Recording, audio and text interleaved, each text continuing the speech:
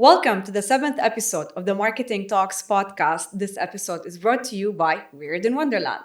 Today we have a very special guest with us, who is Zukhra, and we also have a special co-host coming all the way from Saudi, Hello. Majdeline, who's also my partner in Marketing Talks podcast and everything we've been doing and developing for this project. Glad to be here. Thank you for joining us and coming all the way from Jeddah. You're welcome. And we want to welcome you, Zukhra. Can you tell us a little bit about yourself? Well, my name is Zukhra. I'm founder of Z Social, which is a marketing agency in Dubai. And we actually specialize in digital marketing, but more importantly on the content creation.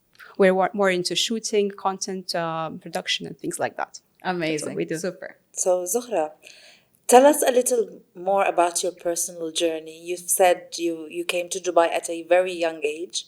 So Yes. how was that for you? That was a very interesting experience because I think I arrived in Dubai when I was 17. Wow. And, yeah. That was very young. It was. But for me, it was important to get somewhere right after I finished my school. And then you have a question of, which So you came here university to go. study? Exactly. I came Wow. here to study. And Dubai was one of the places I went for because of the safety of the country. Between the options going to States, Moscow, or anywhere in Europe. You're from Russia. I'm from Russia, yes. So Dubai was kind of the obvious choice for me, even it was, 12, 13 years ago. Wow. And did your Amazing. parents take it easily? Oh, no, of course not. It was, till now, I'm really surprised and shocked. How did they let me go? And probably I really, drained their blood a lot. I played on their nerves to kind of get away. So you've been here in Dubai For 13 years now. wow. So I'm amazing. 30. And you're a that's mom 13. now. I'm a mom now. Wow. It's And been an a little bit over entrepreneur. a year. Exactly. Tayyip, when did you realize you wanted to open your own content creation agency? Well, That's very important for us to know, since you're still very young at this moment. Yes, to be honest, that was never my intention. Everything kind of happened organically. I organically realized that I'm no longer fit to the corporate world, maybe because I was coming late or, not working by the corporate manners. But at the same time, I realized, okay, I can do this on my own. Because if I follow my intuition, that was telling me that I'm more productive in certain hours. I'm not made for the corporate world. I can do greater things, but let's say after 6 p.m. Yeah. I felt You have like- your own timing. Exactly. So that's how intuition came into the play. Okay, I don't really fit into the corporate. Even the agency, it's still a bit of a corporate. I don't really fit into those frames for myself. A specific framework for Exactly. working. Yeah. So back at the corporate jobs, back at the agency, I would come late because I sleep late. So I'd Because you're always working get late. That's right. I would always get a fine on my salary because of coming late every day. Yeah. But I would stay till like 11, 12 in the office working presentations. Your having- productivity starts later during the day. Exactly. And this happens a lot with creative people. That's right. Yeah. Because Yes. this is when you get like, okay, the most creative Yeah. after certain hours, after This 9 is something p.m. I always mention to a lot of people, by the way. I tell them a lot of creatives starts That's getting right. work done after 5 p.m. Exactly. When we're leaving. That's when we're right. going back home, that's when they actually be able to focus. Exactly. And a lot of managers don't understand that this is a challenge for creative people. Exactly. And for managers, they need to know that you're coming at 9, 8 p.m., 8 a.m. or any time that, as per the rules. That's but right. it's so hard to put rules on creative people. And you did mention something about challenges that you had while running and starting your business at the beginning, and then you had to pivot and flip your business model a little bit. Yes. During our briefing conversation Yes. before we scheduled this setup. So about 5 years ago, I decided that I no longer fit into the corporate. And this is when I decided to leave my company, my agency, and explore freelance. Start on your own. Exactly. And after working freelance, I gained so many clients who are actually looking for a company.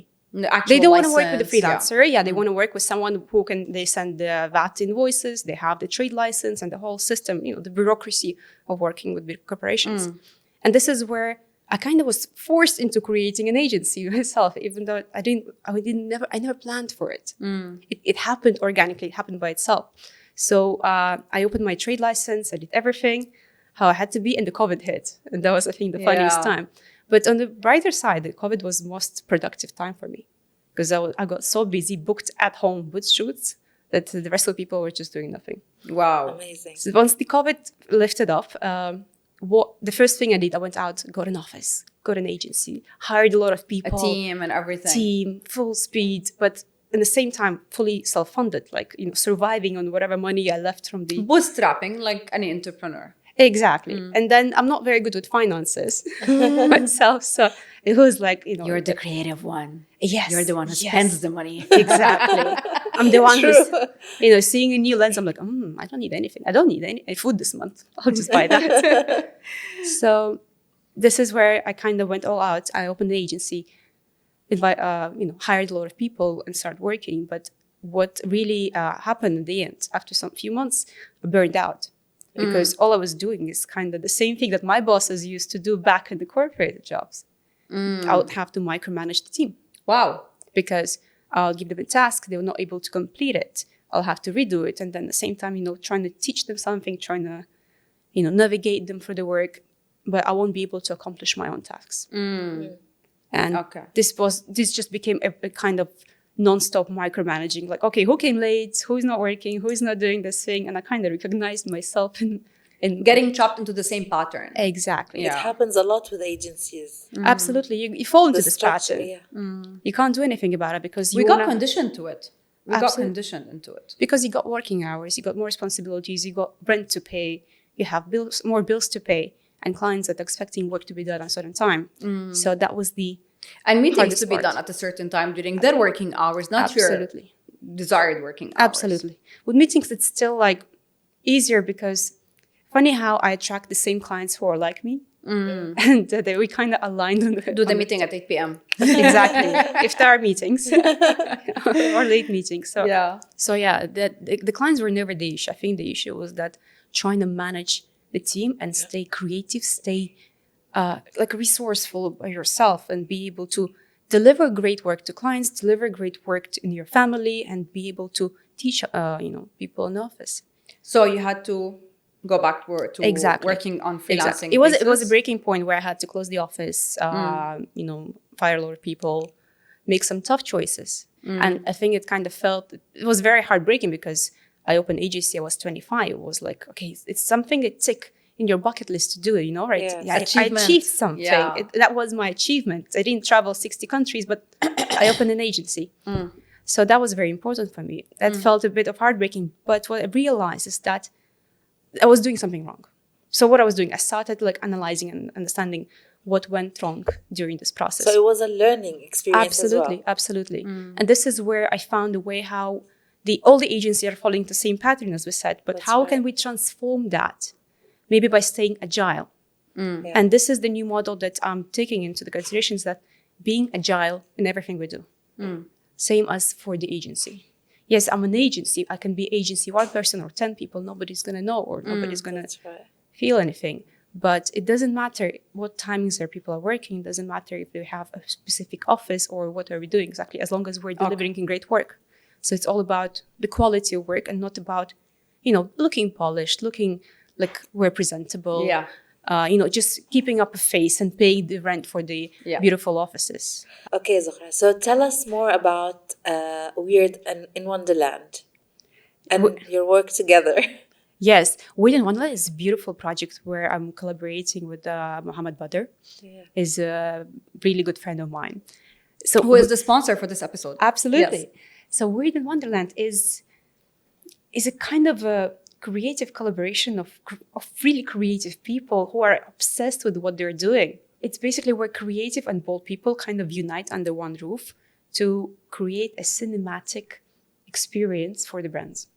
Okay. And in terms we're focusing on creating art films for imagine an art film but delivered to you in your social media, in your small screen, bringing something big and something really unconventional into the everyday life. This is Weird in Wonderland. Okay. And I'm currently really... And the thing is, the whole team is very obsessed and crazy about what they're doing. That's why we're it's called Weird in Wonderland, because our main tagline is that we're all crazy here. Imagine. And every part of the team member brings a very unique talents and very unique approaches to any project that we're working on. And it's all about content. It's all about content, but I would talk about more in the visual format. Exactly. It's a brand film. It's your cinematic shows. experiences. It's anything cinematic experience that has a human narrative in it. The thing is that we all know that content is king, but in one of the previous episodes that we shot actually with one of the most amazing talents that we had on this podcast, one of the ladies said content is no longer king, content has become an emperor. Yeah. This is how important content has become in the marketing industry. So how do you think is the importance of content has changed recently from your perspective in marketing? And how do you think it will change even more in the future? And which direction do marketeers need to look into when they're working with people like yourself to create content, whether it's visual or video or audio or any kind of content? So imagine if before, in the more traditional marketing, we had newspapers, we had different touch points for people interested. Magazines, TVs, radio. Everything, right? Yeah. But everything is no longer as important as the visual everything has become That's digitalized. right. And not just that, it's became visual. And it became in a short form visual. It really changed the game. So it's the emperor, it's the king, it's the queen, it's everything that we're doing right now. I think taking it further, the content transforming from just individual pieces and telling small kind of brand features into a whole kind of series. If you look at the latest trends, it's no longer just pretty videos. It actually tells the stories, it has narratives, it has kind of a repetitiveness to it that tells you the bigger picture.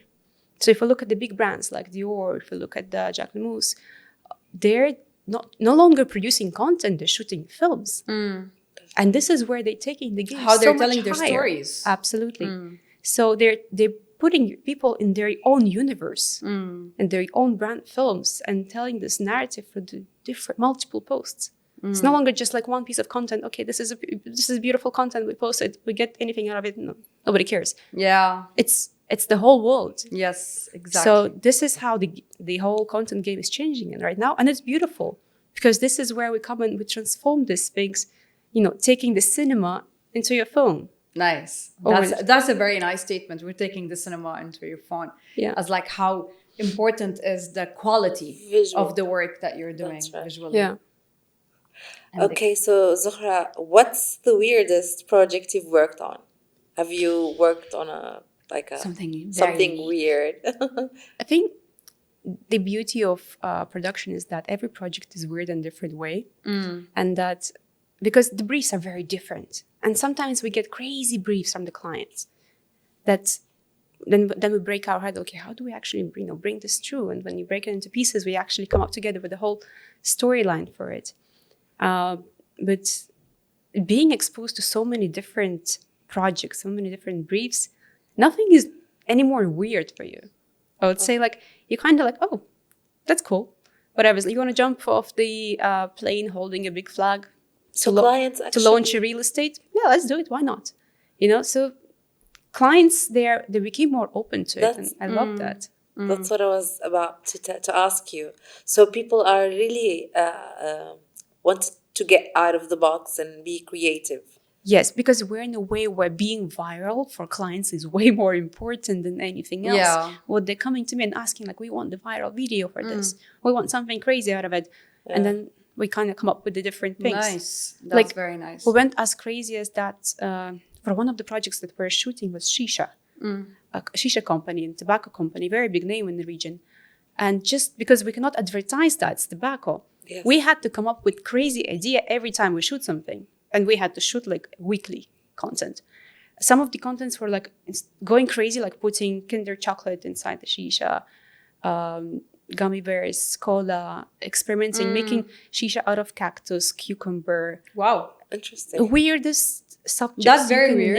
name just to get the views organically, because you can't promote it. So your only way to work on it is just by making something really crazy. And then, so kind of finding a loophole. Yes, and communicate. kind of pissing off people with the content. I think that's another key, is that when people get angry and they go to the comment section and they start talking and sending it to their friends. And you did a great job. Oh, wow. Yeah. So okay. the moment we're kind of hitting anything sensitive, Creating controversy. yes. Yeah. Depends Tayyib, because we need to wrap up this episode, what is one word of advice you would give to the marketing community who would be watching this, or anyone who's watching this? I think my main message would be is that the marketing community in UAE is very small and we kind of know each other. But what I kind of felt is that people are still gatekeeping a lot of things here, where my approach to work is that there's abundance of clients in the market. There's abundance of work. There's abundance of ideas that you can have. So the most important thing is that to be able to collaborate together. I know that the way that I grow is through collaboration. Amazing. I grow through. This is not the first time someone people. mentions collaboration on the podcast. Like several people before have mentioned collaboration as the main word.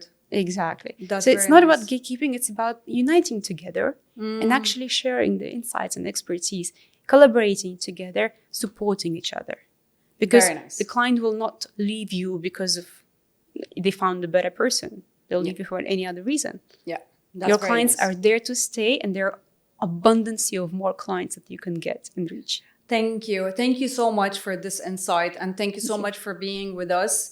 We know that you've been super busy today in specific. And thank you so much for all the information you have shared with us today. As usual, thank you for tuning in to the 7th episode of the Marketing Talks podcast. Thank you, Majdeline, for being an awesome co-host with me. This episode has been brought to you by Weird In Wonderland. Please keep your comments on the comments below. Any comments, any suggestions, any insights, any ideas, they're more than welcome. And stay tuned for the next episode. See you soon.